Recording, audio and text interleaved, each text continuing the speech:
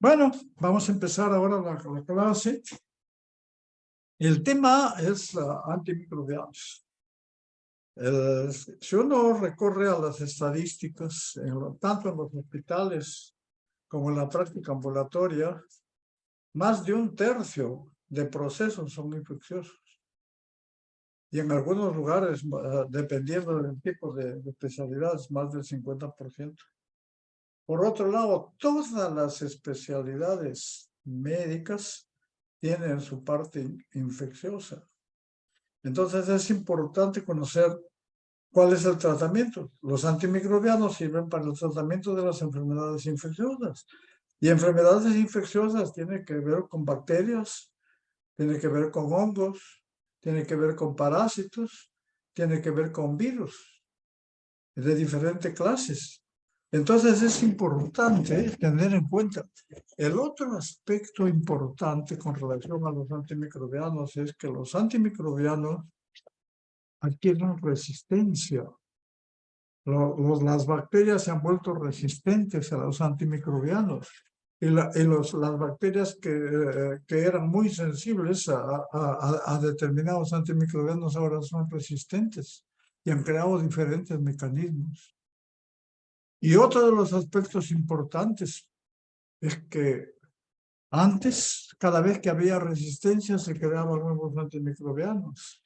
En la actualidad, al parecer, la industria farmacéutica hay pocas industrias, pocos fármacos, antibióticos que están apareciendo como producto de la resistencia bacteriana. La industria farmacéutica más produce medicamentos para uso crónico, tipo diabetes, hipertensión, cáncer, todos esos aspectos, que se les refleja con buenos dividendos. En cambio, los antimicrobianos son para uso temporal, 10 días, 15 días, etcétera, etcétera. Entonces, estos son los aspectos importantes que nos conllevan a hacer un análisis de los antimicrobianos y entre ellos la farmacología de los antimicrobianos. Podemos ver acá que en 1940 entró la sulfonamidas, fue el primer antimicrobiano que ingresó y como vamos a ver luego en la próxima clase. Luego ingresaron los beta-lactámicos en 1940. En el 45 las cefaloporinas. El 40 beta-lactámicos se refiere a las penicilinas. También las cefaloporinas que son beta-lactámicos, también luego los anfenicoles, el cloranfenicol, tetraciclina, macrólidos. Y en el año 2000 ingresan nuevos antimicrobianos que son las oxazolidinonas, los lipopéptidos, ketólidos, generalmente que son macrólidos, pero para que se utilizan para pacientes que son resistentes a los macrólidos. La glicilciclina, que aparece en el 2005, que es una tetraciclina, vamos a ver, y el ceftobiprol, que es una nueva cefaloporina del 2008, que tiene ciertas características diferentes a las cefaloporinas. Esta es una cefaloporina de quinta generación. El uso inapropiado de antimicrobianos es importante tener en cuenta. Nosotros en la unidad de farmacología clínica, con el doctor Luis Okamoto, hemos visto una serie de casos y teníamos lo que ahora le denominan el PROA, o sea, el programa de uso óptimo de antimicrobianos. Y lógicamente ahí vimos que los problemas más importantes para el uso inapropiado son, uno, el diagnóstico inapropiado. Dos, las dosis no óptimas. Y tres, duración del tratamiento prolongado. Estos tres, hay decenas de razones por las que hay uso inapropiado, pero estas son las de más impacto.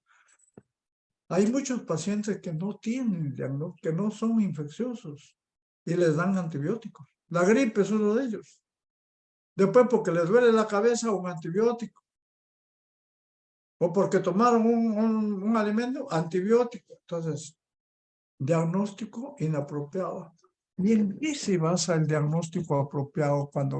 Para hacer un diagnóstico de infección es importante que ustedes desde ahora aprendan a hacer cómo hacer el diagnóstico, qué componentes tiene el diagnóstico, vamos acá.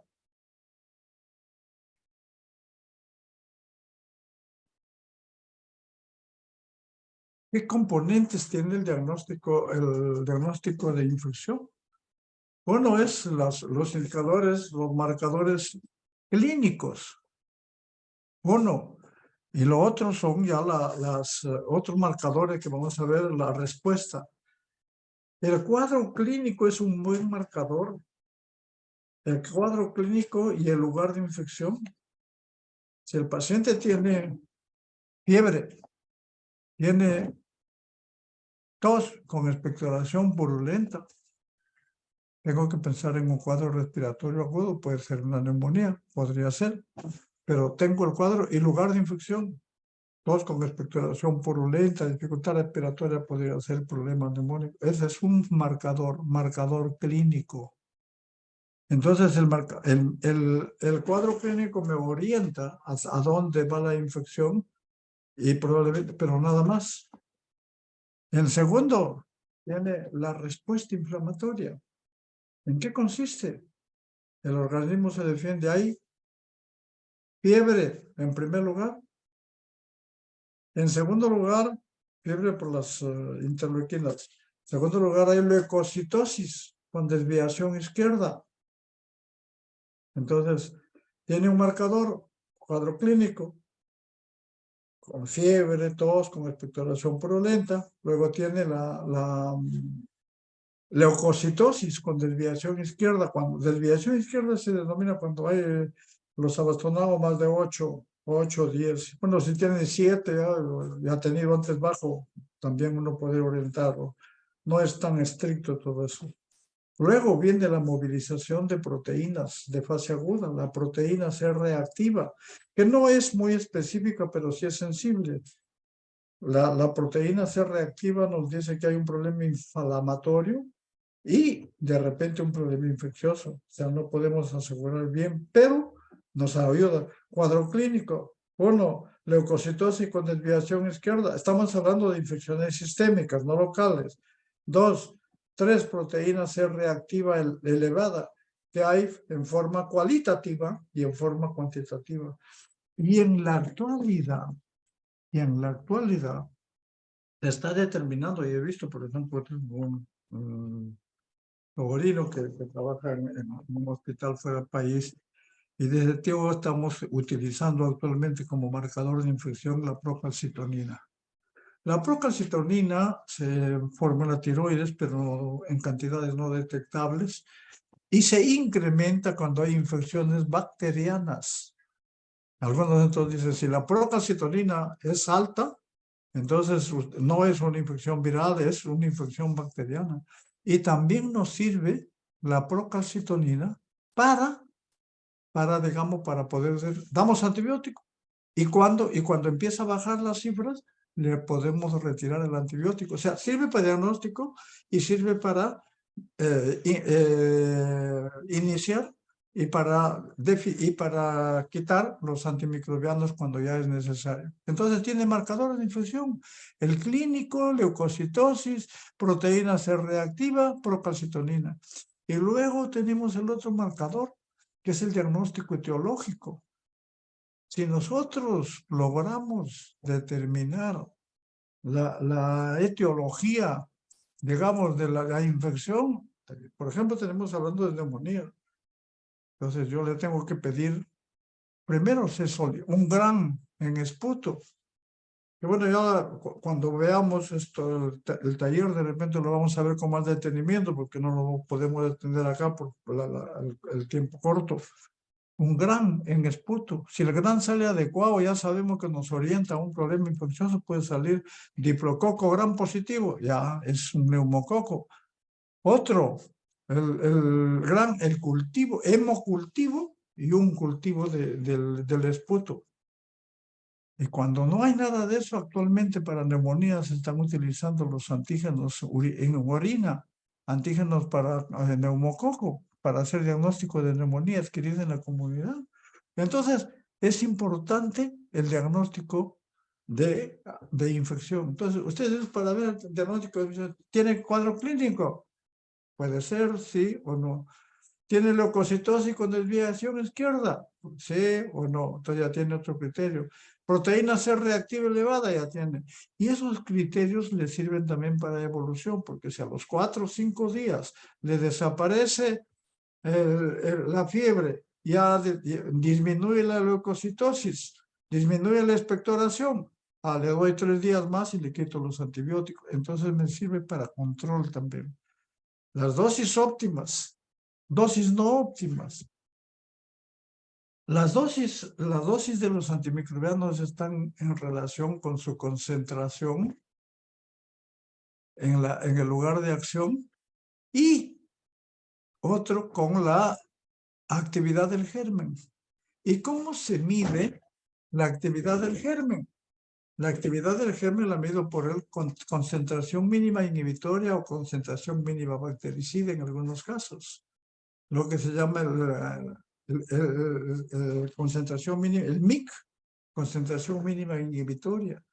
Entonces, la pregunta es, ¿todos los gérmenes tendrán el mismo MIC? No, señor. Algunos gérmenes, y el mismo germen tendrá el mismo MIC en todos los lugares del mundo. No, señor. En Estados Unidos el MIC puede ser más bajo, en otro puede ser más alto. Por ejemplo, en países orientales es demasiado alto. Aquí en nuestro país, en el mismo hospital, el MIC para Escherichia coli varía de las áreas médicas a las áreas quirúrgicas o a los cuidados intensivos. Entonces, eso es la dosis óptima. Entonces, la dosis no es estándar. Las guías le dicen puede ser tal, pero la dosis se da en relación, y eso lo vamos a ver cómo se saca. La duración del tratamiento prolongado. Se ha demostrado ya que a partir de los 5 o 6 días, los gérmenes empiezan a crear resistencia. Entonces, mientras menos tiempo le dé antibiótico, pero lógicamente dar el tiempo teniendo en cuenta estos parámetros, mientras menos tiempo le dé, es mucho mejor. Entonces hay que ver cuándo, cómo suspendo la terapia. Lo que dicen las guías dicen, dale 2, 3 semanas. Pero ¿en qué se basó? Se basó en marcadores. Entonces, si usted basa en marcadores, el paciente, ese cuadro está iniciando, si a los 3 días mejora, 3 días más y suspende los antimicrobianos. O sea, no es nada matemático, es exacto eso. Depende de la evaluación del paciente. Ahora tenemos acá, entonces, hemos visto los marcadores de infección. Ahora vemos los gérmenes. Los gram positivos tienen una estructura diferente que los gram negativos. Miren, los gram positivos tienen el péptido glucán es mucho más flexible y la mayor parte de antibióticos penetran, la mayor parte. En cambio, los gram negativos tienen poros, las porinas, por las cuales, y tienen otras características, tienen la beta-lactamasa, etcétera, etcétera. Entonces, son más selectivos. Entonces, no todos los antibióticos entran a bacilos gram negativos. La mayor parte sí cubren gram negativos, gram positivos. Cuando pensamos, entonces pensamos que tiene una infección bacteriana. Entonces, en infección bacteriana no nos vayamos directo a decir, este es un neumococo, estafilo, ¿no? ¿Es un gram positivo o es un gram negativo? Primero, ¿cuándo es gram negativo? Si lo tiene en la cavidad oral. No, disculpe, me equivoqué. ¿Es un anaerobio o es un aerobio? Si es un anaerobio, ¿dónde puede ser? Si es en cavidad oral, en cavidad abdominal, en cavidad pélvica y en algunos otros lugares que veremos posteriormente. Entonces, ¿es anaerobio o aerobio? Si es anaerobio, ver si es peptococo, o si es bacilo, o si es un coco, o si es un bacilo gram negativo. Igual, si es un aerobio, que es en otras áreas, si es un coco gram positivo, estreptococo, neumococo, estafilo, cada uno de ellos tiene sus características y vamos a ir viendo en el desarrollo del tema. Bacilos gram positivos, actinomyces, corynebacterium, etc. Cocos gram negativos, Moraxella catarrhalis, meningitis, gonococo. Generalmente esto se observa en pacientes que tienen antecedentes o sea, problemas cardiovasculares o problemas pulmonares, etc. Bacilos gram negativos no son los mismos anaerobios, son diferentes. Los bacilos gram negativos tienen las enterobacterias, la coli, Shigella, Klebsiella, y las bacilos gram negativos no fermentadores. ¿Y cuáles son esos bacilos gram negativos no fermentadores de gran importancia y de gran impacto clínico? Tiene a la Pseudomonas aeruginosa y a Cinetobacter, que son, y además estos. En cambio, los anaerobios, cuando hay anaerobios, uno se pregunta, dice, ¿estos anaerobios son por encima del diafragma o debajo del diafragma? Si son por encima del diafragma, pueden haber peptococo, peptococo, o actinomyces, etc. Si son por debajo del diafragma, ya lo que tienen que acá es Bacteroides fragilis, lo que no hay en la parte superior. Y esto implica, esto tiene una importancia terapéutica, porque los anaerobios por encima del diafragma pueden responder a penicilina o a clindamicina. En cambio, los anaerobios bajo el diafragma no responden a penicilina, sino a clinda o a metronidazol u otros que han aparecido. Bueno, ahora vamos a ver, entonces hemos visto los gérmenes, hemos visto los marcadores de infección. Ahora vamos a ver la farmacocinética y farmacodinámica de los antimicrobianos. Acá es importante tener en cuenta la variabilidad farmacocinética y la variabilidad farmacodinámica. ¿Qué significa esto? Puede haber variables farmacocinéticas, depende. En niños, en ancianos, en adultos, en pacientes con insuficiencia hepática, puede haber variabilidad. ¿Y en qué interviene la variabilidad farmacocinética? En la concentración en biofase. La dosis, concentración en fluido, concentración en biofase. Si hay variantes farmacocinéticas, va a variar la concentración en biofase y va a variar el efecto. Y lógicamente, efecto farmacológico.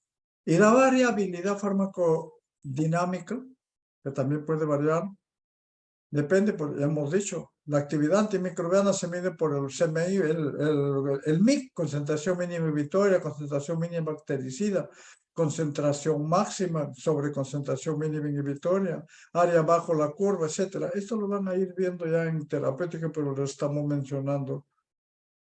La biodisponibilidad, el porcentaje de antibióticos que llega a la circulación en forma intacta. Y acá podemos ver dos grupos. Los que tienen una biodisponibilidad oral cerca al 100%. Enolonas, doxiciclina, rifalina, soliclina, metro y trimetoprim sulfamethoxazol. Esto es importante. Porque ¿qué significa esto? Una biodisponibilidad cercana al 100%.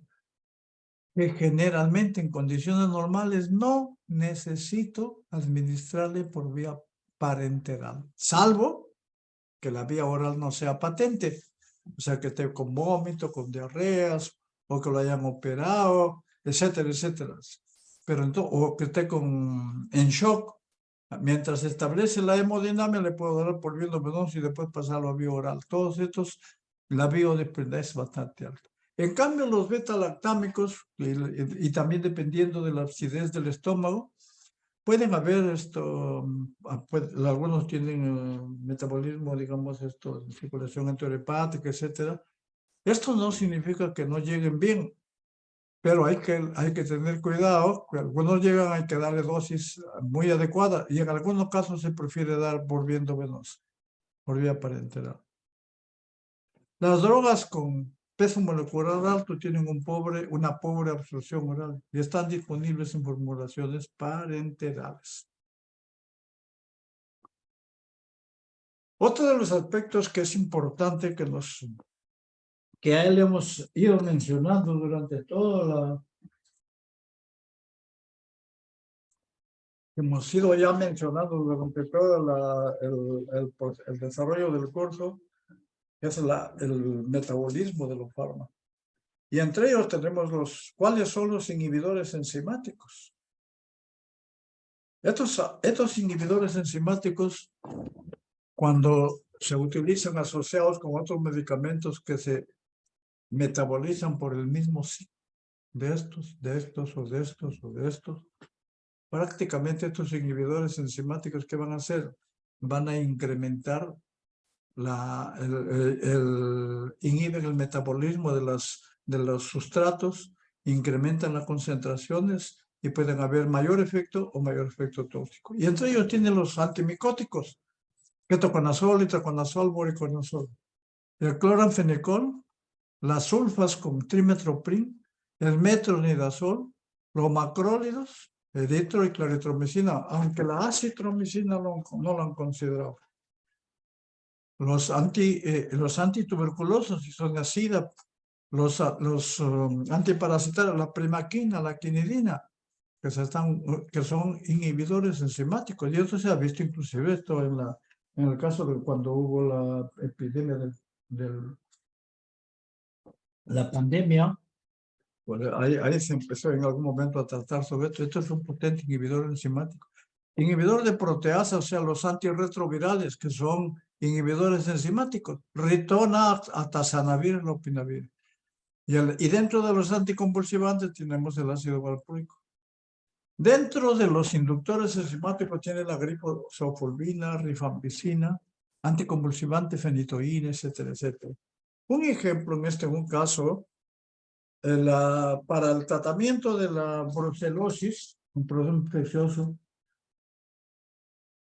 en Malta, la fiebre en Malta, empezaron a dar, de acuerdo a la Organización Mundial de la Salud, una terapia doble para la brucelosis, que es la más adecuada, y daba rifampicina con doxiciclina. Entonces, la rifampicina con la doxiciclina se eliminan por el mismo CYP. Entonces, la rifampicina es un potente inductor enzimático de la doxiciclina.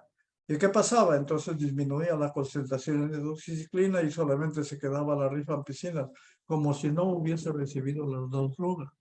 Estos pacientes mejoraban la temperatura, la fiebre, mejoraban el cuadro, pero de nuevo recaían. Y dijeron, ¿pero por qué recaen? Era porque la rifampicina es un potente inductor enzimático de la doxiciclina. Y de ahí que aparecieron le agregaron a la terapia una tercera droga para esto. Luego tenemos acá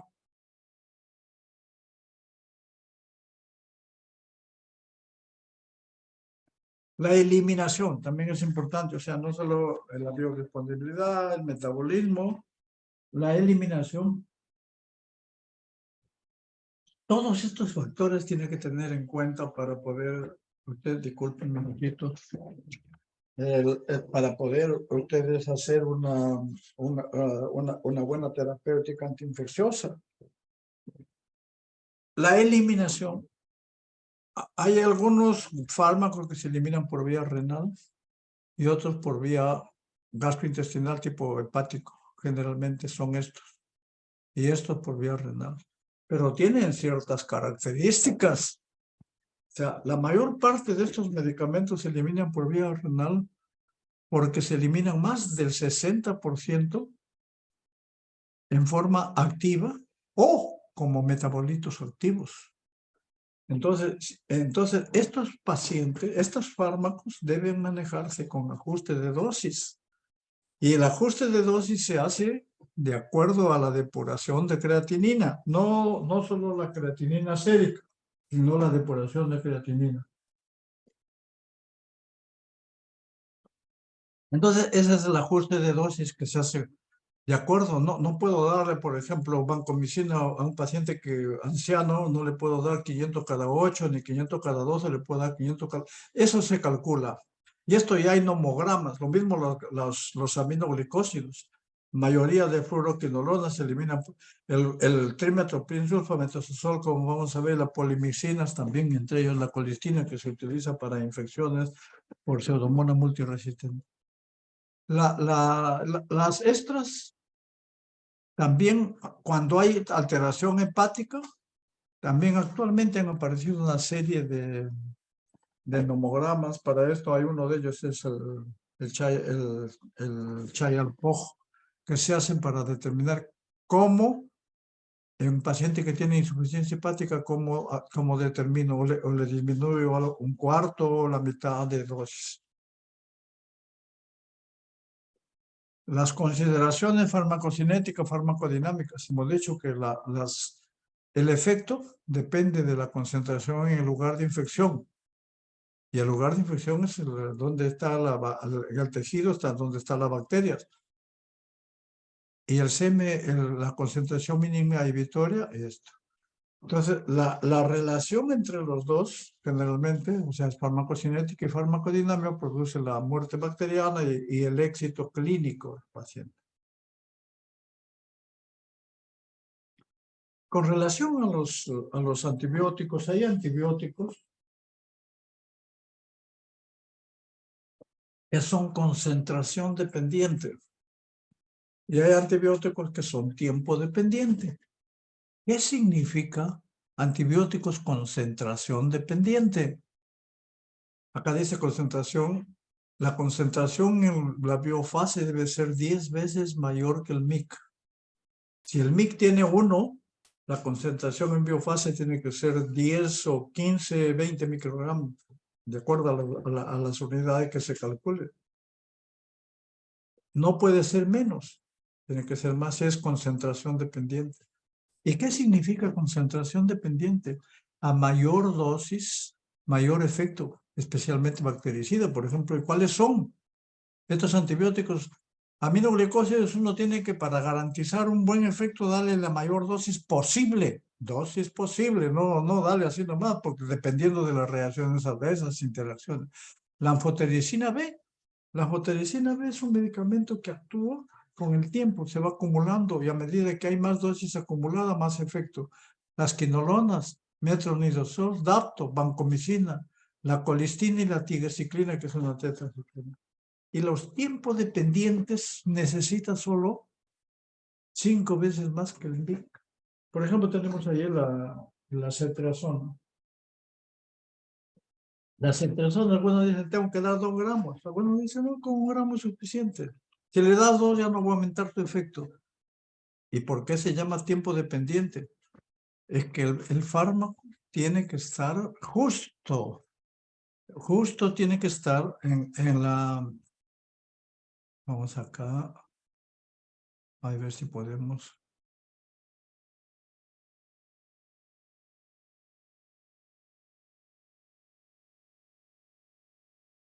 Esta es la primera dosis. Esta es la segunda dosis. Entonces, ¿qué se llama? Y este es el MIC. La concentración, este es el MIC, por ejemplo. El MIC, supongamos que está acá. Acá, pongámosle ahí el MIC.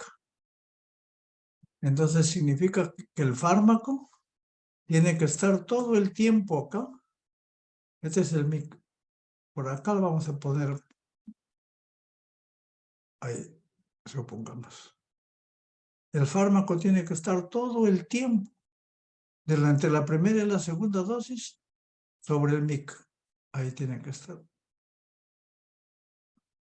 Si el fármaco llega acá a la mitad, va a haber un tiempo que no está, y puede haber resistencia. O sea, por eso es que hay que asegurar a los tiempos dependientes, asegurar darles por su vida media, o también a veces se da ¿cómo se llama? En infusión durante todo el día. En cambio, los concentración dependiente,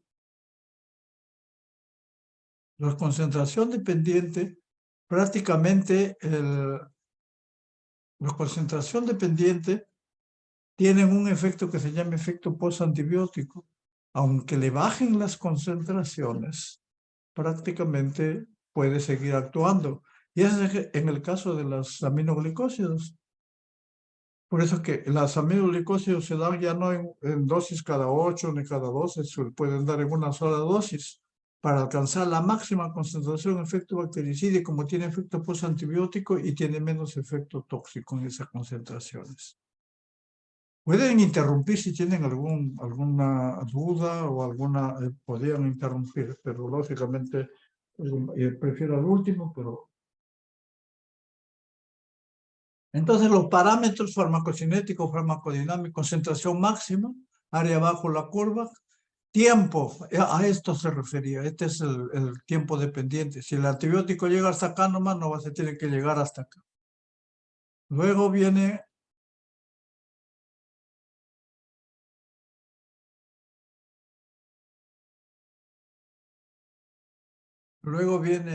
otro, acá, los mecanismos de resistencia. Este es un mecanismo muy panorámicos. La resistencia, hay libros completos sobre resistencia bacteriana. Los antibióticos ejercen presión selectiva que favorece la aparición de resistencia. Hay varias estrategias para hacerse resistente. Uno, la permeabilidad, hemos dicho que tienen los gran negativos, tienen porina, la permeabilidad disminuida. No lo dejan entrar al germen, por mutación no lo dejan entrar. O si lo dejan entrar, lo sacan, bombas de flujo. O si lo dejan entrar, lo inactivan por enzimas. O lo inactivan antes que lleguen a su blanco. Cuando llegan a su blanco, generalmente son las PVP, mutan y no lo dejan unirse. Pueden haber fármacos, pueden haber antibióticos que hacen varios mecanismos de resistencia. No solamente uno, pueden tener 2 o 3 mecanismos de resistencia de estos. Este es un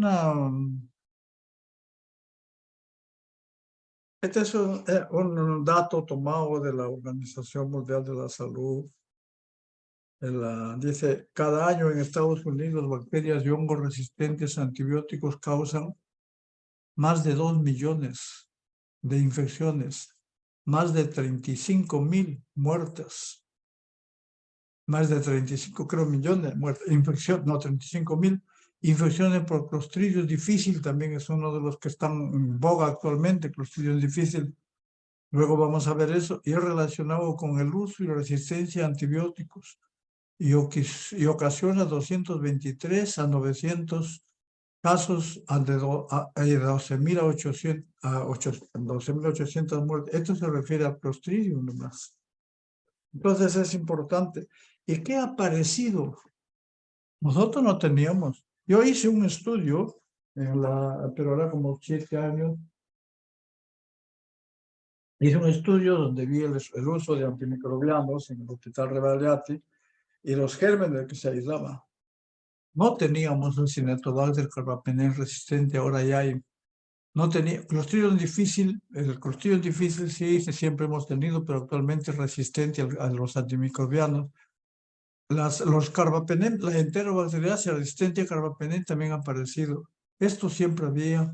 Entonces acá, Pseudomonas multidrogo resistente, Enterococo vancomicino resistente, Salmonella droga resistente, Staphylococcus aureus meticilina, esto siempre ha habido, pero Staphylococcus aureus vancomicino resistente que ya está apareciendo, y tuberculosis drogo resistente. Mire las resistencias que están apareciendo por el uso inadecuado de antimicrobianos. Esta es una lámina que le he copiado del Sanford, de la guía TUV. Esta es una guía, les voy a pasar, les voy a poner ahora para la mañana les voy a poner la guía para que ustedes revisen. Es una guía, ojo, es guía nomás, no es tan... entonces, pero sí tiene algunas evidencias, etcétera. Le he mostrado esto porque para que vean los antibióticos que se utilizan dentro de las penicilinas, las que hay acá, dentro de los carbapenems, dentro de las dentro de las quinolonas y dentro de las cefaloporinas, cefaloporina de primera, segunda, tercera y cuarta. Y estos cuadros que acá están los gérmenes. Para que se den cuenta, lo rojo significa que no tiene sensibilidad para estos gérmenes. El amarillo significa variable, puede que sí, puede que no. El verde, a veces. El que tiene sensibilidad demostrada clínicamente son los que están de azul para todos los gérmenes. Esto es, yo les digo esto porque me gustaría, le he puesto esto, lean la guía, ahora les pongo la guía. Porque es importante que ustedes, para los gérmenes que van a manejar, que generalmente son estreptococo, estafilococo, que son hemófilos, que son enterobacterias, coli, Klebsiella, Pseudomonas, Serratia, Acinetobacter. Generalmente son gérmenes, prácticamente necesitan ustedes conocer la sensibilidad que antimicrobianos pertenecen. Para eso les he puesto. Pero no está muy claro, pero y acá tenemos, por ejemplo, gérmenes frecuentes. Los antibióticos, cefaloporinas, aminoglicósidos, igualito que el otro. ¿Cuál es, en el caso de Escherichia coli, sensible a aminoglicósidos? Aminoglicósidos, y acá otros. Clostridium jejuni, sensible a macrólidos. Cada uno es su sensibilidad. No nos vamos a detener en esto, pero ahora vemos el uso de antimicrobianos. El uso de antimicrobianos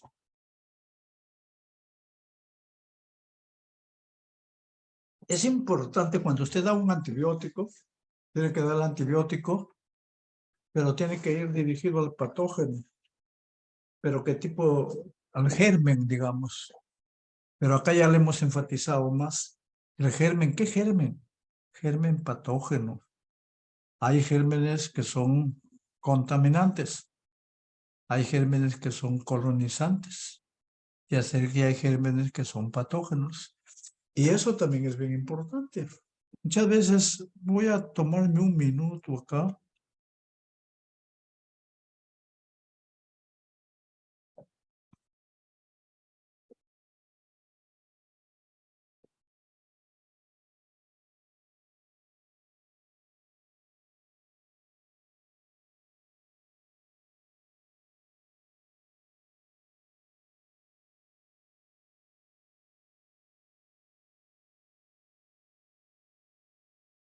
Muchas veces hay gérmenes acá que pueden ser contaminantes, están en la contaminante. Pero muchos gérmenes están acá que son colonizantes. Y los gérmenes infectantes están acá. Por esta razón, cuando uno quiere hacer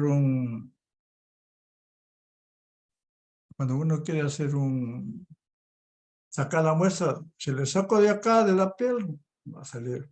Si le saco de la superficie de la herida, me va a salir solamente los colonizantes.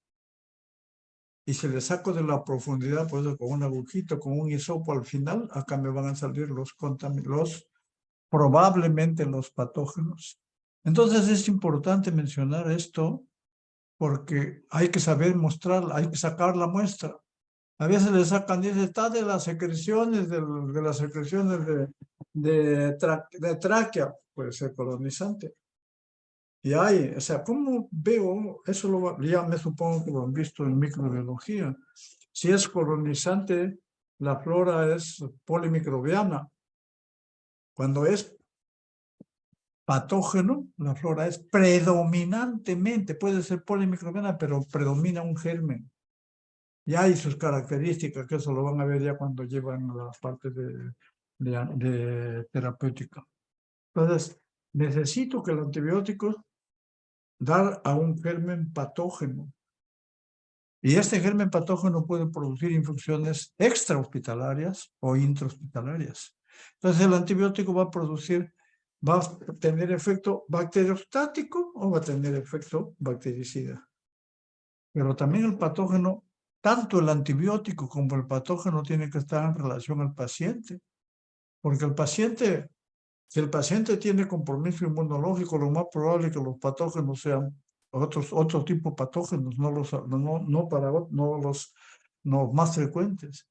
Si el paciente es inmunosuprimido, también, digamos, vamos a tener que administrar dosis adecuadas. Si el paciente puede tener alteraciones en la absorción, distribución, eliminación de los antimicrobianos, puede tener insuficiencia hepática, insuficiencia renal, puede ser gestante, puede ser anciano, puede ser niño. Como ven, esto es importante para poder hacer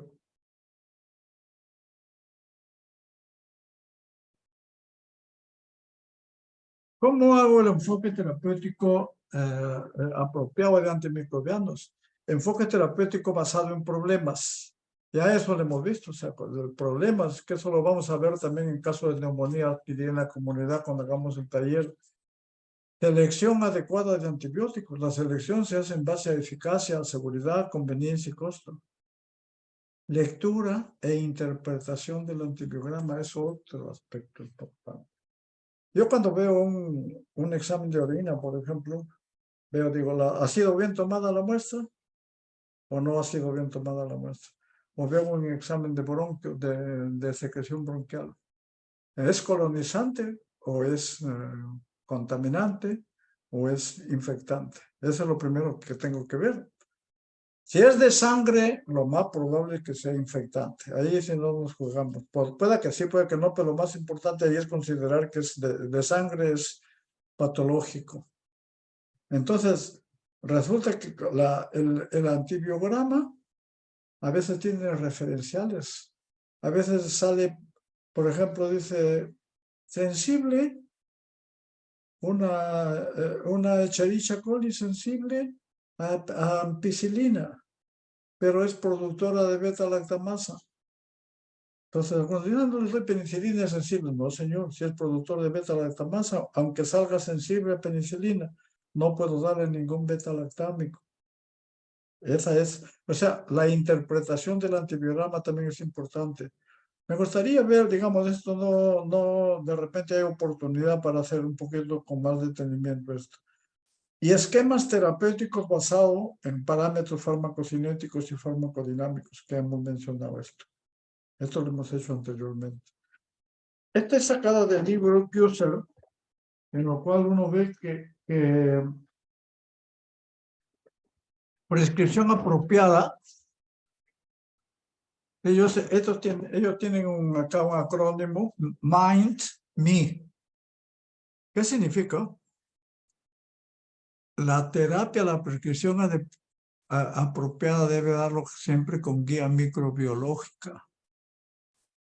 Nosotros en el hospital generalmente los pacientes llegan a emergencia y lamentablemente por razones X no le toman muestra y le empiezan a dar antibiótico.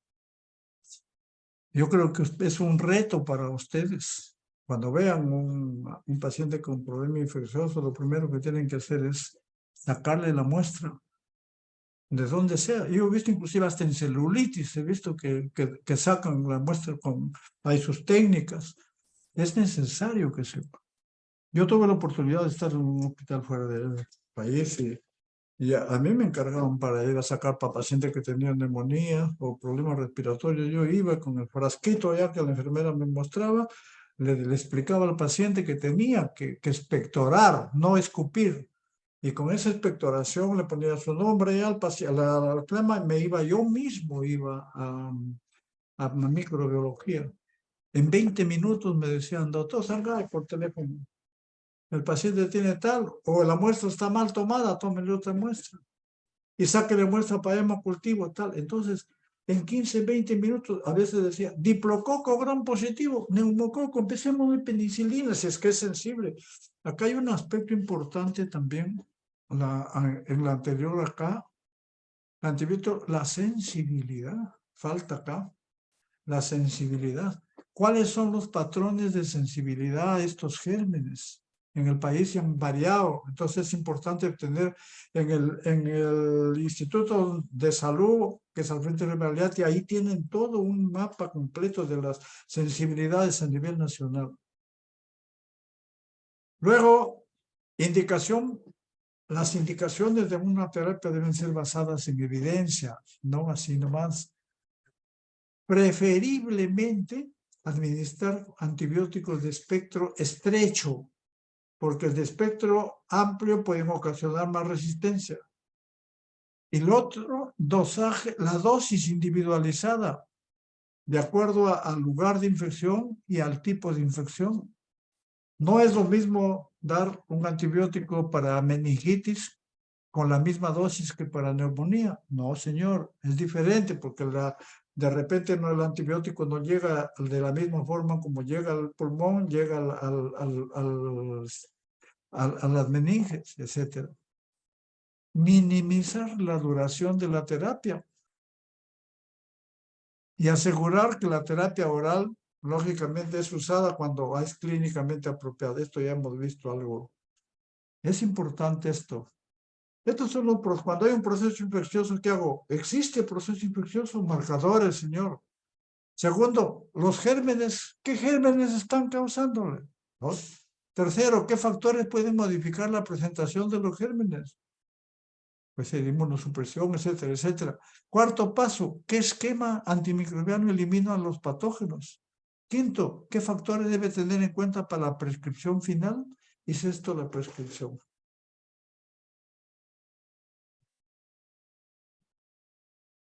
Cuando hay fracaso terapéutico, yo recuerdo mucho que mi profesor nos decía, ustedes hacen lo que se llama la escalada anárquica. Y lo he visto esto, hasta la fecha me parece que hay en algunos hospitales, la escalada anárquica. ¿Qué significa la escalada anárquica? Significa, le doy por 3 días, no funciona, le doy otro antibiótico por 3 días más, no funciona, le doy otro antibiótico por 3 días más, le doy, no funciona. Esa se llama escalada anárquica y no se debe hacer.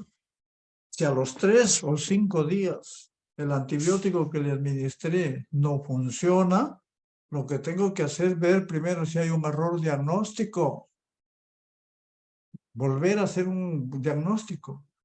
De repente se ha hecho un tratamiento quirúrgico inadecuado también, o hay una superinfección, o la cobertura que le estoy dando es inadecuada, la dosis no es adecuada, la dosis es inadecuada, o no está penetrando en el tejido. Por ejemplo, el caso de meningitis, nosotros hemos visto, oye, pero tiene un estafilo que le está dando banco, sí, pero hay que darle por intratecal además de vía endovenosa porque no está llegando bien. Entonces, todos estos aspectos del estado. Y ya luego, si se descarta todo esto, pensar que hay una resistencia antimicrobiana y cambiar de antimicrobianos. Esa es la forma como se maneja esto desde hace muchos años. Los antibióticos se pueden usar como sinergismo para incrementar el efecto, para disminuir toxicidad. Por ejemplo, en el caso de anfotericina con fluoxetosina, se utilizan para el efecto es el mismo, pero la toxicidad es menor cuando se asocian. Para prevenir resistencia, en infecciones polimicrobianas, pero este es relativo. Y en infecciones severas, algunos inician con combinación. Podría ser, pero eso hay bastante controversia también. Tenemos acá los antimicrobianos. Un minutito, por favor.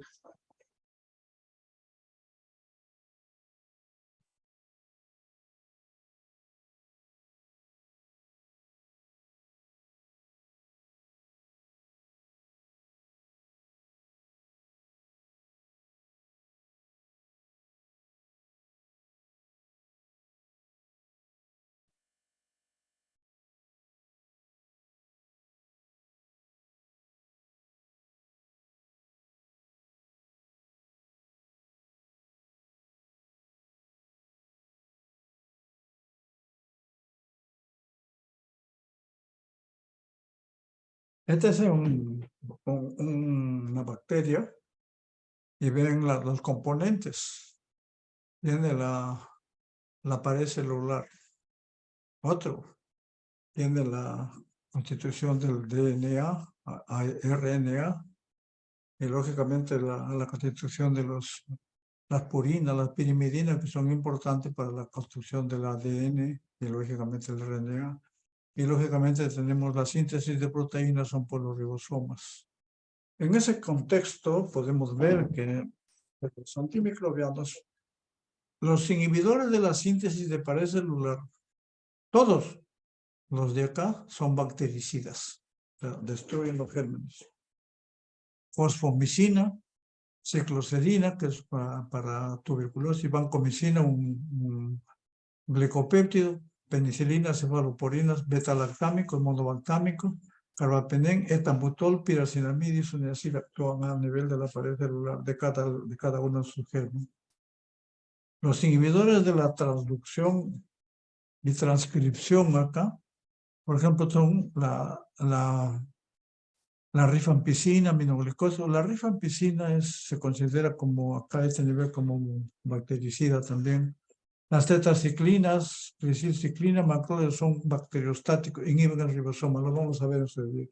Inhibidores de la síntesis de la integridad, las sulfas, por ejemplo, trimetoprim, las quinolonas actúan a este nivel y el metronidazol que vamos a ver también posteriormente. Esto es en términos generales, en términos panorámicos, dónde actúan los antimicrobianos. La síntesis e integridad del ADN, inhibición de enzimas. Las sulfas más el trimetoprim inhibe la síntesis de folato necesaria para la formación de ADN. Las quinolonas inhiben a la topoisomerasa 2.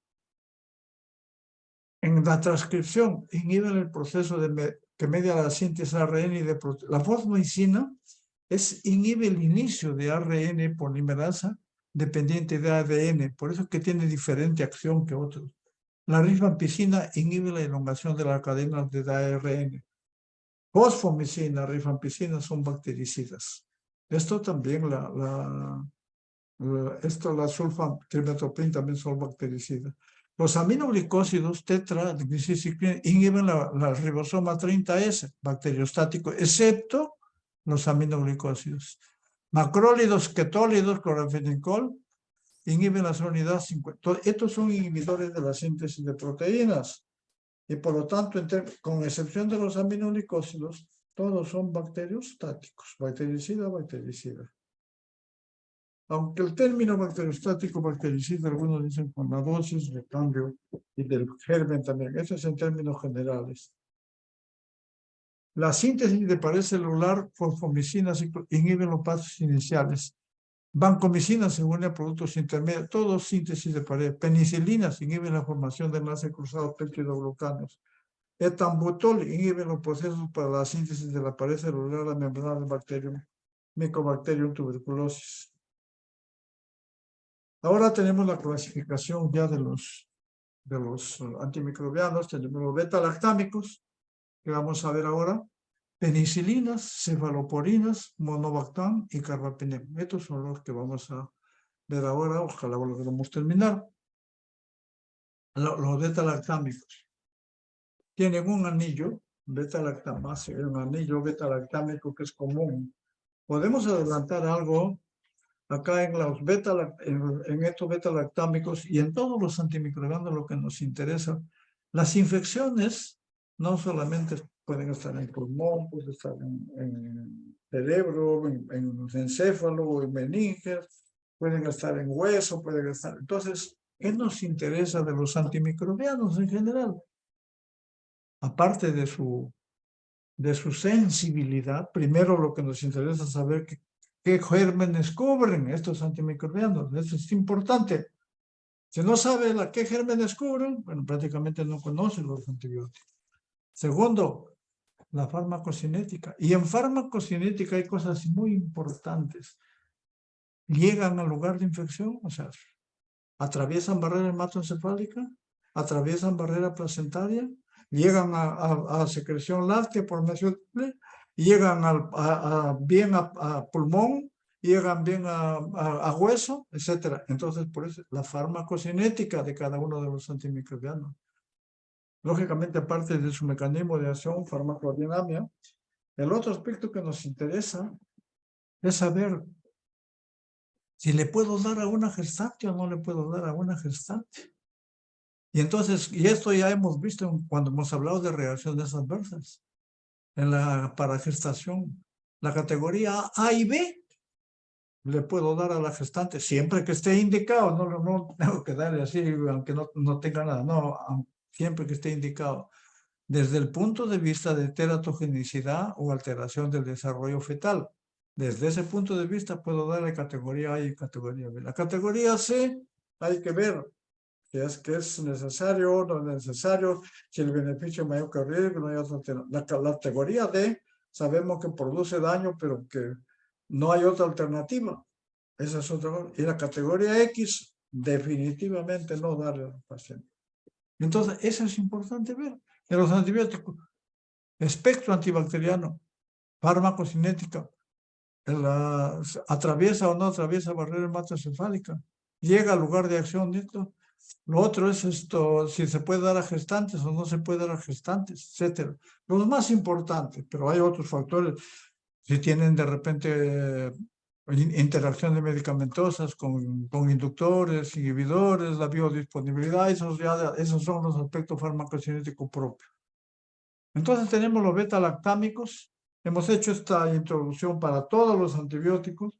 Tienen los aminoglicósidos, gentamicina, etcétera, la clindamicina, la polimixina que está en boga actualmente para Pseudomonas multi, para multiresistente o pan-resistente y para Cinetobacter, que es la colistina, la rifampicina, un antituberculoso también, las tetras, cloranfenicol. Tenemos otros, la miscelánea, vancomicina, etcétera. Y los quimioterápicos, los trimetoprim, quinolonas, etcétera, etcétera. Esta es una clasificación. Hay otras clasificaciones. Lo cierto es que tenemos, esta es una clasificación para tener en cuenta, pero no necesariamente es tan estricta. Pueden considerar otras, pero lo que nos interesa son las características que hemos dicho. Ahora vemos los inhibidores de beta-lactámico, de síntesis de pared bacteriana, que son, por ejemplo, los beta-lactámicos, penicilina, cefalosporina, carbapenem, monobactam y los inhibidores de beta-lactamasa. Estos vamos a verlo la próxima semana. Esto vamos a ver ahora. Las penicilinas. Tiene las benzilpenicilinas un grupo. Tiene las penicilinas antiestafilocócicas otro grupo. Tiene las aminopenicilinas otro grupo. 3 grupos. Tiene las penicilinas de espectro amplio. Ampliado, no amplio, sino ampliado. La tercera, las aminopenicilinas son de amplio espectro, estas son de espectro ampliado, más allá. Y luego tenemos los inhibidores de beta-lactamasa. Ya hemos mencionado la penicilina, la benzilpenicilina, penicilina G, penicilina B, que esta es de acción corta, penicilina B es de penicilina oral, la penicilina procaínica, que es de acción intermedia, que se da cada 24 horas, y la penicilina benzatínica, que se da cada 30 días, cada semana, cada mes, etcétera, etcétera. Esta es de acción prolongada.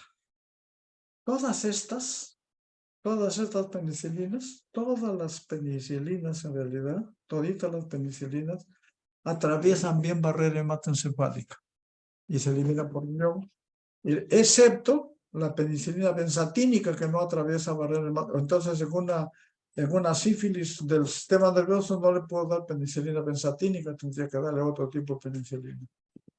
Entonces, ¿qué cubren las penicilinas, las benzilpenicilinas? Estreptococo, enterococo, neisseria, listeria. La listeria es fundamental en estos casos.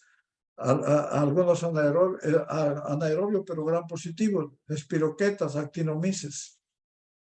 Pero una de las características de las benzilpenicilinas es que son elevada resistencia elevada a estafilococo. Prácticamente cuando se apareció la penicilina, en el año 1940 más o menos empezó a dar acá en el Hospital 2 de Mayo, hemos visto nosotros en los archivos, para pacientes que tenían infecciones por estafilococo. Sin embargo, creó resistencia, una resistencia elevada. Actualmente no se usan las penicilinas, benzilpenicilina para estafilococo. Entonces, bueno, luego como resistencia a los estafilococos aparecieron las penicilinas antiestafilocócicas. Oxacilino, dicloxameticilino. Estos son para los meticilinos sensibles u oxacilinos sensibles nomás. ¿Qué germen? Estafilococo aureus, meticilino sensible. No son activos contra la listeria, como es esto, y especie de enterococos, como es esto también. Las aminopenicilinas o de amplio espectro, aparte de cubrir estreptococo, que no cubre estafilococo, incluye cepas como Enterobacter coli, Proteus, Salmonella, hemófilos, listerias, enterococos. Sin embargo, esto ya es muy teórico por el uso inadecuado y abusivo, disculpe la frase, de antimicrobianos prácticamente. Las aminopenicilinas se utilizan para algunos casos, pero ya no tienen la sensibilidad para todos estos gérmenes, por lo menos no tienen la sensibilidad que tenían antes. Ahora tienen menos sensibilidad porque ya se crearon resistencia. El cuarto grupo penicilino de espectro ampliado tenemos las carboxi y las ureidopenicilinas, que cubren, aparte de lo que hemos visto en la anterior, que cubren Pseudomonas aeruginosa, enterobacterias y Acinetobacter también, más que todo Pseudomonas aeruginosa. Estas son las de espectro ampliado. La de carboxicilina, ticarcelina, carboxipenicilina prácticamente ya no se utilizan. La que se utiliza actualmente es la piperacilina, que se asocia a un inhibidor de beta-lactamasa, que es la piperacilina tazobactam, que en términos criollos le decimos el pipetazo. Los inhibidores de beta-lactamasa, cuando son resistentes, la mayor parte de estas penicilinas, de estos gérmenes que son sensibles a la penicilina, han creado beta-lactamasas. Esas beta-lactamasas, entonces, cuando yo le asocio la beta-lactamasa superan la sensibilidad y presentan sensibilidad a estafilococo aureus, que no la tenían, y actividad contra anaerobios, que eran negativos, que tampoco lo tenían. Entonces, los inhibidores de beta-lactamasa. El ácido clavulámico lo usan asociado a amoxicilina. El sulbactam lo usan asociado a aminopenicilina, ampicilina. Pero tenemos una característica. Y el tazobactam lo utilizan usado a piperacilina. Pero tenemos una característica. De los 3 inhibidores de beta-lactamasa, solo el sulbactam tiene acción bacteriana. Acción antibacteriana, que es el sulbactam. Por eso es que la ampicilina sulbactam se utiliza como primera elección en algunos casos donde no hay resistencia para infección de Acinetobacter. En caso del ácido clavulámico no tiene acción antibacteriana, ni el tazobactam tampoco. Acá tenemos la farmacocinética, la absorción, la unión proteica. Y mire las concentraciones en 12 horas cuando hay falla renal, aumenta. Acá mire, es como aumenta la ampicilina, aumenta. O sea, hay que darle de acuerdo a la depuración de creatinina. No nos vamos a detener más en esto, ya lo pueden revisar ustedes. Este es un cuadro muy interesante, donde dice infecciones causadas por los siguientes patógenos, que son muy adecuados para el tratamiento con penicilina G. Algunos dicen, ya la penicilina no se usa. Sí, señor, se debe usar. Para actinomices hay que usarlo, no hay otra alternativa. Hay otras que, por la doxiciclina, etc. Para la bordetela, borrela, acá tenemos Clostridium también. Para esto, Fusobacterium, pero esta es la aminopenicilina, podrían usar, pero lactobacilo para leptospirosis hay que seguir usando. Para listeria monocitógenes se sigue usando en niños, que generalmente esto la listeria más en neonatos y en ancianos y en pacientes inmunosuprimidos. Para moraxella, pasteurella, todos estos, ¿cómo se llama? Para en Streptococcus pyogenes, la penicilina sigue siendo ciego sensible. En treponema también, aunque hay algunos que son resistentes. Pero estos son los donde han demostrado buen efecto la penicilina. Indicaciones de las benzilpenicilinas, infecciones neumocócicas, neumonía y meningitis neumocócica. Sin embargo, para el tratamiento empírico inicial, si yo tengo una meningitis que estoy pensando en un adulto, digo, es neumococo o es hemófilus, pero ya se podría darle penicilina siempre que vea sensible, pero yo no voy a esperar 24 o 48 horas, porque la meningitis es una infección de emergencia. ¿Y por qué? Porque se puede extender, las áreas en el sistema nervioso central son muy pequeñas, se puede extender, puede morirse el paciente o puede dejarse secuelas severas. Entonces, en ese caso, actualmente se utiliza la ceftriaxona, que es una cefalosporina de tercera generación, como tratamiento de primera elección empírico, y luego si el que sale sensible le cambiamos ya a penicilina.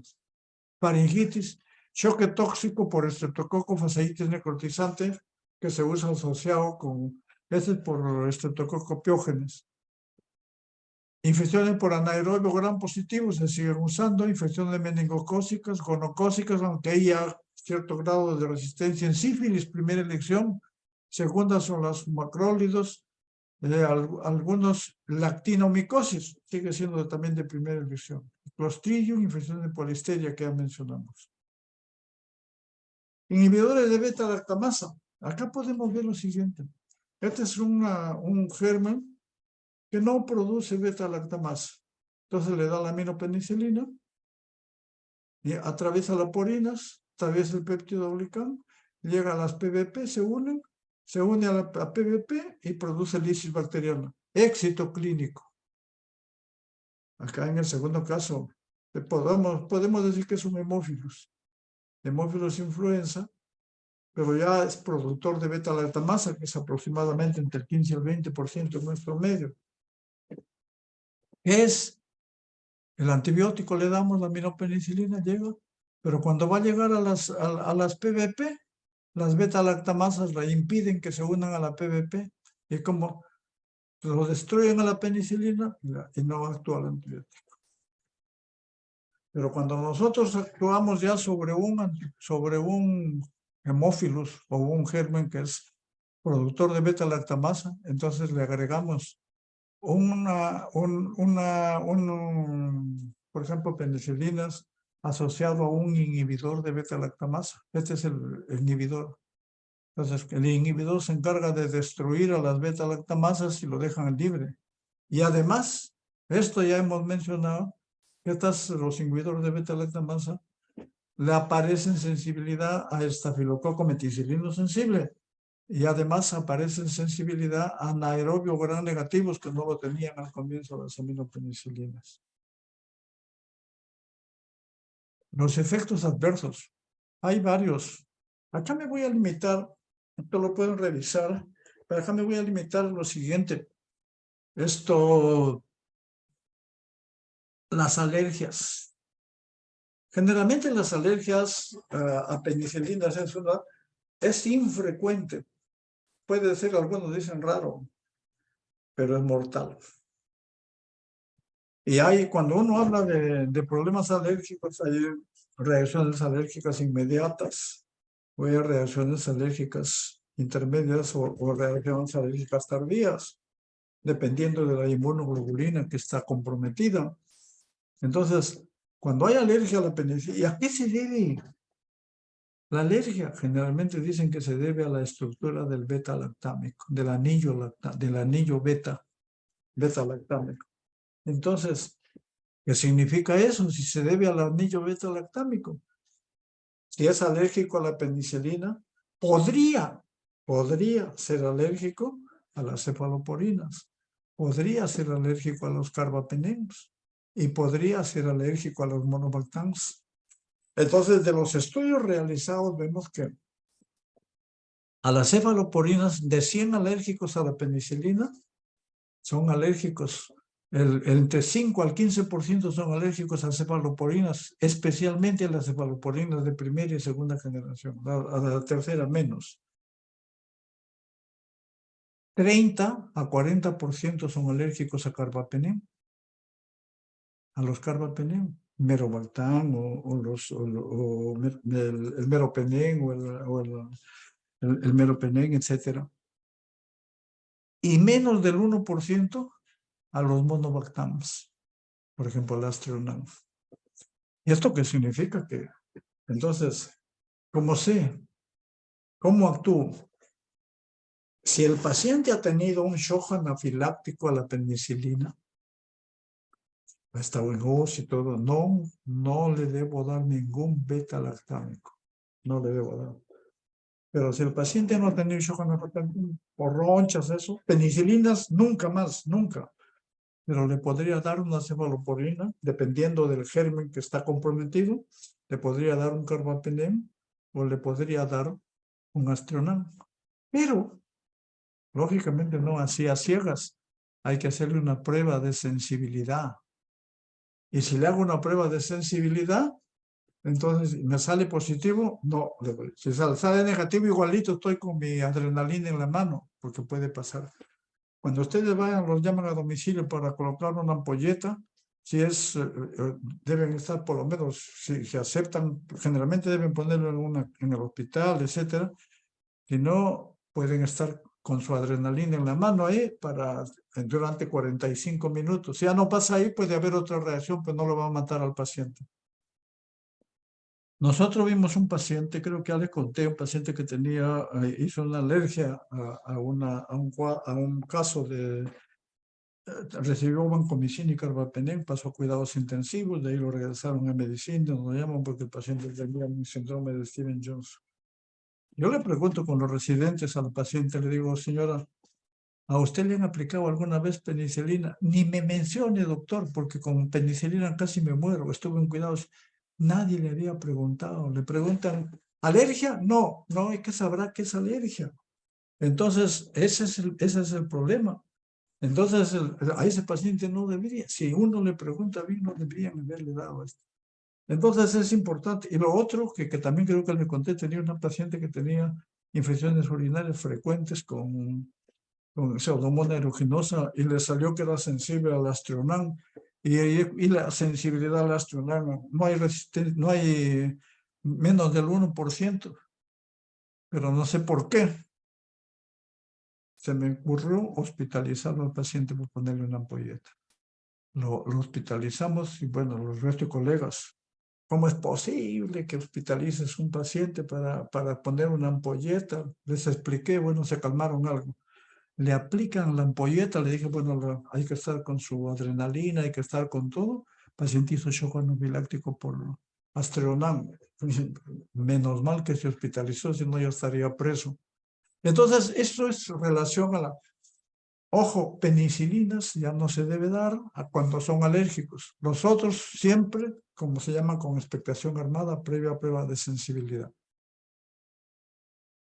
Ahora vamos a ver ya lo que son las cefaloporinas.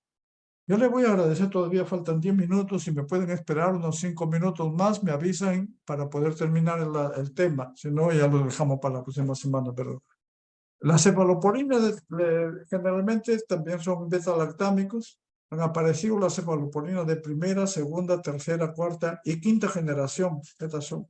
¿Cuáles son los antibióticos que se pueden dar durante la gestación? Penicilina, todos los beta-lactámicos se pueden dar categoría A, categoría B. Los aminoglicósidos están en categoría C. Entonces, los macrólidos y los beta-lactámicos se pueden dar en gestantes en relación a la teratogenicidad o desarrollo fetal. Las cefaloporinas se pueden dar igual que los penicilinas. ¿Atraviesan barrera hematoencefálica en cuanto a la farmacocinética? No, señor. Todos atraviesan barrera hematoencefálica, excepto los de primera generación, no atraviesan barrera hematoencefálica. Ese es uno de los factores. Segundo, vamos a ver acá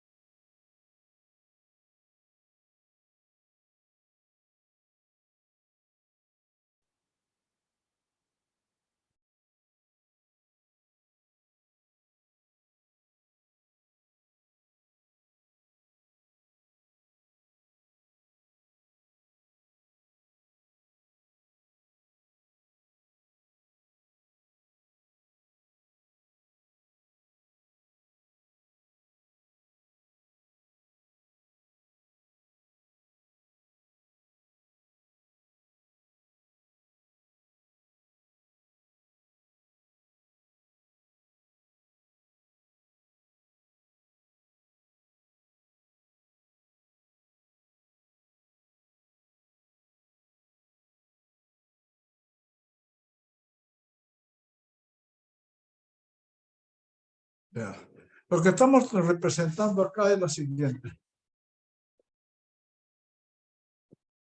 Gran positivos, gran negativos, gran positivos, gran negativos, gran positivo, gran negativo, gran positivo, gran negativo. ¿A qué gérmenes se representan más? En primer lugar, el estafilococo, pero el estafilococo meticilino sensible, no el meticilino resistente, que eso lo vamos a ver en la próxima clase. El estafilococo meticilino sensible. Los de la primera generación, pues estafilococo meticilino sensible, los de la segunda menos, y los de cuarta, pero yo no voy a usar una de cuarta para esto. Los de quinta que tienen otro aspecto que lo vamos a ver luego. En cambio, para gran negativos, las de la primera generación han creado resistencia, tienen poco, las de la segunda tienen más, las de tercera tienen mayor para los que son resistentes a los de segunda, los de cuarta para los que son resistentes a los de tercera y los de quinta que vamos a ver que son similares a los de cuarta en cuanto a gran negativo, pero en gran positivo tiene una diferencia que el ceftobiprol generalmente cubre estafilococo meticilino resistente. Estos de acá son estafilococo meticilino sensible y este es meticilino resistente, el único, el ceftobiprol. Dentro de las cefalopolinas tenemos acá las cefalopolinas de primera generación que no atraviesan barrera hematoencefálica. La cefalotina, cefalotina de acción corta, de acción prolongada. Cefalexina de acción oral, cefadroxina de acción prolongada por vía oral. La segunda generación atraviesan barrera hematoencefálica, cefuroxime para infecciones por hemófilos influenzae. Estos no cubren hemófilos influenzae. Esto cubre solo estafilo y algunos otros grados negativos, pero este cubre hemófilos influenzae, cefuroxime acetil. Y tenemos la cefoxitina, que ya no se usa mucho, que se utiliza, que tiene para enterobacterias y para anaerobios también, que antes se utilizaba, pero por su resistencia y actualmente por su influencia en la creación de Clostridium difficile ya no se utiliza mucho. La cefalopolina de tercera generación, esto fue un avance en la literatura, fue un gran avance, porque la cefotaxime, la ceftriaxona, la ceftazidime atraviesan excelentemente la barrera hematoencefálica. Y tal es así que, por ejemplo, acá tenemos dos variantes, la cefotaxime y la ceftriaxona, que tienen casi el mismo espectro, pero la diferencia es que la cefotaxime tiene una vida media corta y la ceftriaxona una vida media prolongada. Y esto se puede dar pues 2 gramos al día, esto se puede dar 4 o 6 gramos al día. Pero aparte de esto la cefotaxime la utilizamos más en neonatos, donde hay más riesgo de kernípteros. En cambio, la ceftriaxona no se puede usar en neonatos. O sea, cada uno tiene sus características y esto sí tiene una vida media prolongada. Pero ni el cefotaxime ni la ceftriaxona tienen cobertura para Pseudomonas aeruginosa. Ceftazidime y cefoperazona sí tienen cobertura para Pseudomonas aeruginosa. ¿No? Cefotaxime y ceftriaxona tienen una indicación precisa en meningitis. Meningitis aguda, digamos, puede ser por neumococo, meningo, hemófilos, como primera elección. Cuarta generación, cefipime y cefpirone. Generalmente se utiliza. Hay un germen que se llama Enterobacter cloacae. Este germen crea prácticamente beta-lactamasas. Tan pronto le administran el antibiótico, crea beta-lactamasas. En esos casos, cuando hay un Enterobacter, aunque salga sensible a estos antibióticos, el Enterobacter cloacae, se le debe dar de cuarta generación porque este es muy superior y no crea las beta-lactamasas. El ceftabiprol, hemos dicho que tiene una cobertura porque tiene cobertura para hemófilos influenza, para estafilococo meticilino resistente, que no lo tienen acá, y además para gran negativo Pseudomonas. ¿Quiénes cubren Pseudomonas? Ceftazidime, cefoperazona, cefipime, cefpirone, ceftobiprol y ceftobiprol especialmente, que esto no hay acá. ¿Quiénes cubren hemófilos influenza? Estos de acá. ¿Quiénes cubren estos estafilos nomás? Y algunos coli, etcétera, pero algunos son resistentes. Entonces, vamos a avanzar un poquito acá. Los gérmenes, coco gran positivos, estafilococo hemófilos, Bacteroides fragiles, la cefocitina. Pseudomonas aeruginosa, hemos dicho acá. Coco gram positivo, malos de la primera y segunda generación. Hemófilos, solo las de la segunda y tercera. Enterobacterias, tiene elevada sensibilidad por segundo, el resto es diferente por bacterias. Bacteroides, solo las de segunda. Pseudomonas, solo las de tercera, cuarta y quinta, que ya mencionamos esto. Espectro, o sea, actividad antiestafilocócica disminuye, esto ya lo hemos visto. Actividad frente a beta-lactamasas estafilocócicas. Actividad frente a gran negativo superior que aminopenicilinas, lógicamente. Inactivo frente a enterococo y listeria. No, las cefaloporinas no tienen acción sobre enterococo ni listeria. Inactiva frente a estafilococo meticilino resistente, excepto ceftobiprol, que ya mencionamos también. Atraviesan barrera hematoencefálica muy bien, excepto la... Un minutito, por favor.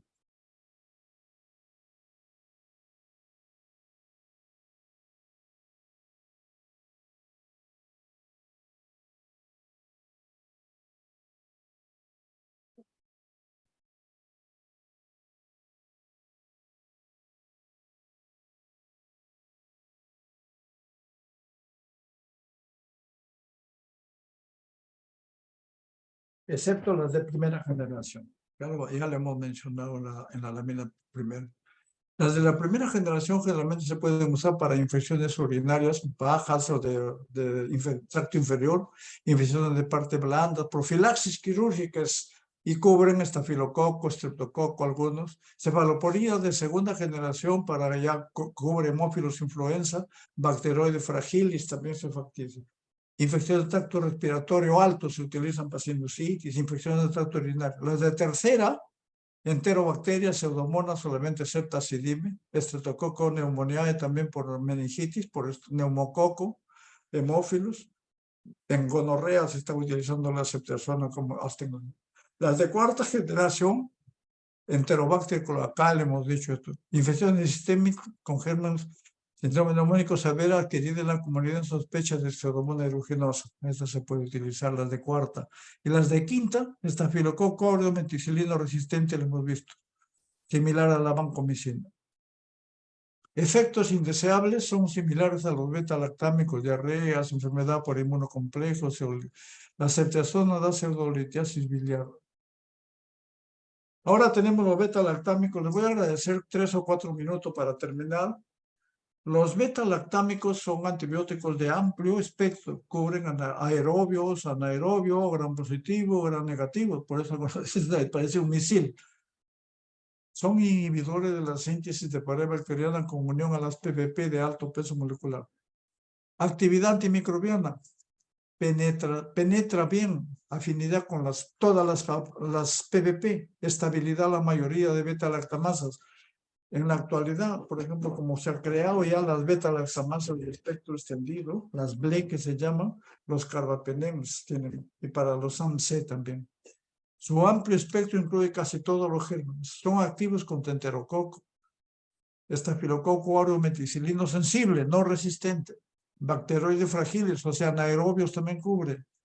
Pseudomonas aeruginosa, Cinetobacter. Entonces, las dosis, hay que darlo. Estas son las dosis de acuerdo a la insuficiencia, de acuerdo a la depuración de creatinina. Esta es la referencia del laboratorio. Reacciones adversas. Las reacciones adversas de todas estas diarreas, esto, pero las de impacto clínico es esto, las convulsiones, aunque la frecuencia es mínima. Al parecer, entre el imipenem y el meropenem, hay esto, los que tienen más reacciones del sistema nervioso central es el imipenem.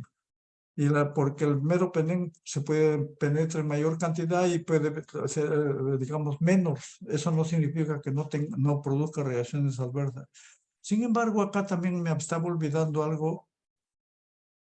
Tenemos imipenem, meropenem, cubre Pseudomonas aeruginosa y cubren Acinetobacter baumannii y cubren los coli, Klebsiella, productores de beta-lactamasa, de BLE, beta-lactamasa de espectro extendido. el ertapenem no cubre Pseudomonas aeruginosa ni Acinetobacter baumannii. Entonces, la ventaja de esto es que el imipenem y el meropenem se da por vía endovenosa cada 6 horas, 8 horas, dependiendo de la depuración de creatinina, y el ertapenem tiene una vida media prolongada y se da cada 24 horas y puede dar por vía intramuscular. Pero si el paciente tiene infección por estafilococo, no le puedo, digamos, por Pseudomonas aeruginosa, no le puedo dar porque el ertapenem no cubre lo que sí cubre el imipenem, meropenem. Creo que acá está, no la había, ertapenem no tiene cobertura ni para Pseudomonas ni Acinetobacter.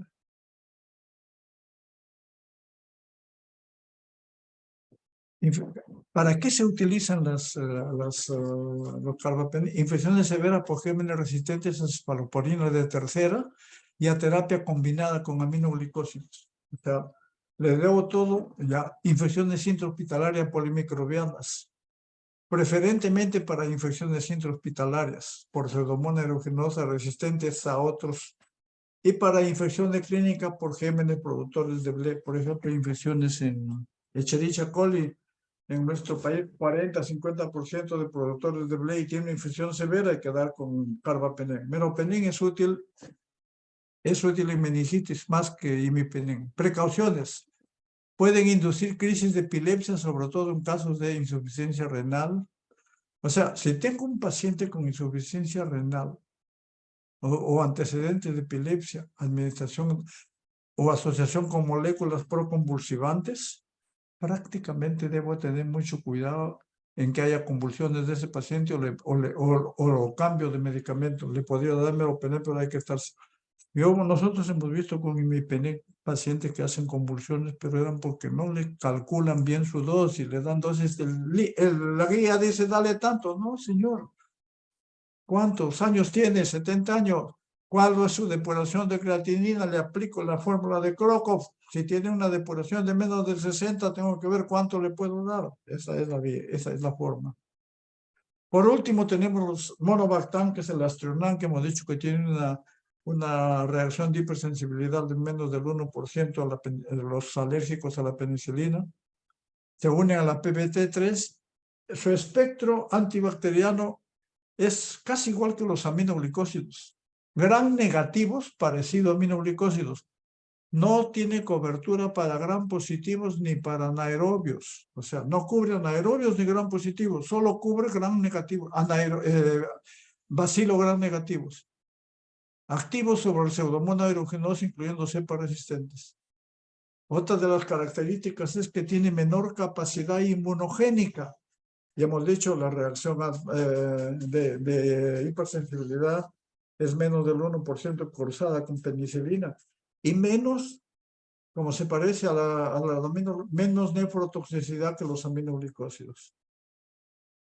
Con eso estamos terminando. No sé si hay alguna pregunta, por favor.